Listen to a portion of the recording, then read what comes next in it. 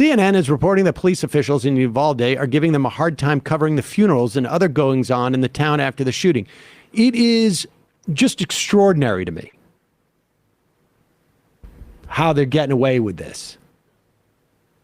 It is shocking that we don't have the feds already there. I mean, what more do you need? Let's play this clip. This is a teacher. This teacher his name is Arnulfo Reyes. He was wounded in the Uvalde shooting. And I believe he was in one of the classrooms. Well, he was in one of the classrooms. Here is what he has to say about how the police responded. I said, if I die, don't let it be in vain. This morning, Arnulfo Reyes, the fourth grade teacher in room 111 at Robb Elementary School, telling his story for the first time as he recovers in the hospital from 2 gunshot wounds hit during the horrific massacre that took 19 students and 2 teachers' lives. It was our typical morning, and we ate breakfast together. It was going to be a good day because it was going to be our day of awards. And some kids in my class that hadn't gotten an award, all year, we're going to get an award that day. Reyes says the children were enjoying the end of the year celebration. And while some students went home after the ceremony, 11 from his class stayed behind. They were watching a movie when all of a sudden gunfire rang out. The kids started asking out loud, Mr. Reyes, what is going on? And I said, I don't know what's going on, but let's go ahead and get under the table. Get under the table and act like you're asleep. As they were doing that, and I was gathering them under the table and told them to act like they were going to sleep, is about the time when I turned around and saw him standing there. The gunman entering classroom 112 at 11:33 a.m., then making his way into 111 through a connecting door, opening fire. Reyes shot twice, a bullet hitting him in the arm and lung, and a separate one striking his back. The 17-year teaching veteran hitting the ground. I told my kids to act like they're asleep, so I'm going to act like I'm asleep also. And I prayed and prayed that I would not hear none of my students talk. Did you thought you were going to die? Yes, ma'am. Then, while the gunman was still in the classroom, Reyes hearing police nearby. According to law enforcement, 7 officers were in the building by 11:35 a.m. They took gunfire and retreated. Reyes says a child in the connecting classroom, 112, called out for help. One of the students from the next door classroom was saying, "Officer, we're in here. We're in here." And then, but they had already left. And then he got up from behind my desk, and he walked over there and he shot over there again. The gunman going back into room 112 and firing more shots.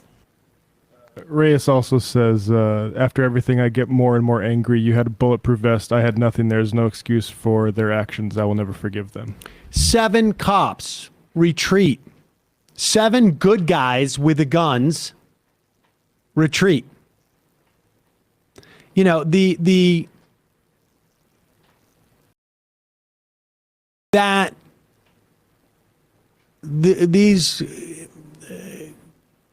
gun shills and ammo sexuals are not just like literally laughed at. And the laughter should be scornful on national television. Every time one of these people is invited on a show, they should literally just be laughed at. Like, you got to be kidding me. There is no... And the idea that that Cornyn can stand on the Senate floor, or that any of them can go into any place and say, we need to make sure that all the doors, there's only one door in every school. We're going to retrofit every school in the country. It's just insanity. Teachers harden their infrastructure, he said. It's just insanity. How many if 7 paramilitary cops, and that, let's be clear, they're dressed like paramilitary. Not just dressed, they are armed like paramilitary. If 7 of those guys wearing bulletproof vests, wearing helmets, with scopes on their guns, with stun grenades on their belts, if they can't do anything with this shooter, what is the teacher with the gun that is glued to the underneath the desk? God forbid a student ever finds it. Or whatever fantastical notions they have. It's just a joke. It's just a joke. It's disgusting. It's disgusting. I don't even know. We used to get callers. We used to get callers on stuff like this back in the day, but now they're just too cowardly to do it because they know it's a joke. It's just worn thin at this point. I mean, we got this video of this grandfather here too, and I think like right now the crisis is everyone's realizing that that is a joke. It was something people were using up to fill time to act like they had something to say, but it's not real. It's not actually actionable in the real world. Instead, you just have a whole bunch of dead people. And you know, the only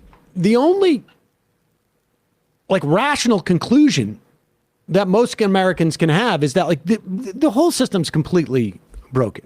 Now, I mean, like, you know, if you